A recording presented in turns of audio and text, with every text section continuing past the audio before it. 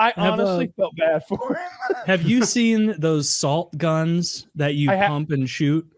Got one. I have one in the other room that my brother bought me. It's like a joke birthday gift earlier this year. And what it is, it's a you put table salt in the top and then you pump it and it loads like a little shot of table salt, and then you shoot it and it's very short range, but it shoots salt and that's supposed to kill bugs. And first of all, don't use on wasp. It does not at all kill bugs. If you tried it on a wasp, you're fucking ridiculous, because there's zero chance this shit is doing anything but upsetting a wasp. We got the 2.0. Like, I've gotten like there's like I've abandoned the salt shotgun in favor of my old dish towel with flies, because I'm better at whipping them with the dish towel. Like I was doing range practice for the past couple weeks where I'd be like, oh, a fly in my kitchen, and I'd like go grab it and cock it, and I'd be like, okay, I'm 5 feet away. Okay, that just moved him a slight bit. All right, let's wait 20 minutes to see him again. We got the 2.0 and it kills flies, there was a beetle, like a little. It was the same shape as like a tiny little silverfish, but I got close enough to see that it wasn't a silverfish. It was a beetle. Yeah. One of those long skinny bitches. Yeah, it was a long skinny thing, and I thought it was the biggest silverfish I ever seen, but it was some weird forest bug that got in my house, and I was like, oh, and it was on the wall, and so I went. This was just last night. I got my salt shotgun. Cocked it. I went in my dining room. It was at about like 9 feet tall up on the wall, and I shot it. That's exactly what it is, bug assault. I got the upgrade. And it hit it, and not even enough to knock it off the wall. It just staggered it. And so then I cocked it again and like reached up, extended to where the barrel was like maybe 3 inches from it, and I blasted it. And it comes down, and it's like wings are still working. Now it's on the ground and it's moving, and I'm just going, oh, bang, bang.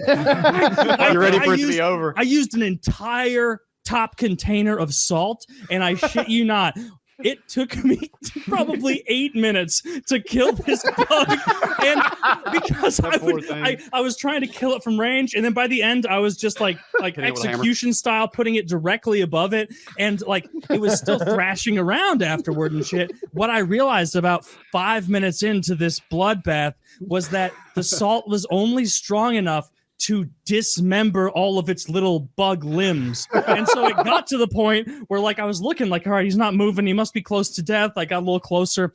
No, it's just it had blown all of its legs off. It looks like a roly-poly. Except for one crawler. No. And I was like, this is horrific. And so I got it with one more, just right in the back, and it blasted it underneath my drink cart where I like keep my wine glasses and my wine and vodka and stuff.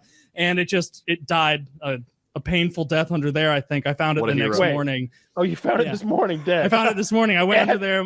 Yeah, had it crawled all the way to your living room with one leg? No. Yeah, I was about to say, you find it in another room, like little soldier. There's so many bugs around here because I live so close to the woods. Like I found a brown recluse the size of this fucking, sponsor weed container the other day, and like it was so foolish that it thought I wasn't awake at 1 a.m. and that it could just walk across the kitchen floor. No, I pinned it, crushed it enough for it to feel it, but not to kill it. I want it to know. Wait. I want it to know. I'm kidding. I kill it right away. I'm not going to slowly crush a bug. But yeah, brown recluse are the worst bugs out there. The What about the murder hornet? Okay, not as bad. The brown recluse is the worst thing we have around here. No, I think because there's a million billion of them in all of our walls in Missouri. Apparently, Missouri is the brown recluse, like home turf. What the fuck? Oh, I've been bit by a brown recluse too. Like usually it just I got bit on my arm, and it just kind of formed a little, because they tell you it's going to bore out a hole in your arm, but apparently that's only if it's like a big boy and you're already like not that healthy.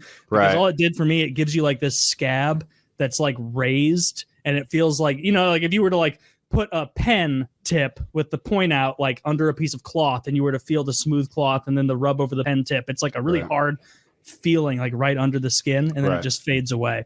But I also know people that have like got little like holes in their skin from them. You ever see the guy who got green dead flesh? You ever see the guy got bit in the dick?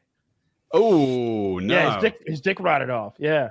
Did he that's just just not gone do now, anything huh? That's the about it? story they always told us as kids. Like be careful with that. That guy's dick rotted off because he was embarrassed to tell anybody. Always tell kids if something's wrong with your dick. Tell. He's like, I will. I promise. I'll protect the family jewels. I mean, like for a brown recluse to like rot an appendage off or like bite you in the pinky and have it rot your pinky, Yeah, you would have to very have common. full knowledge that your pinky was rotting for like 8 days and be like, I'll handle this tomorrow. I went to the hospital.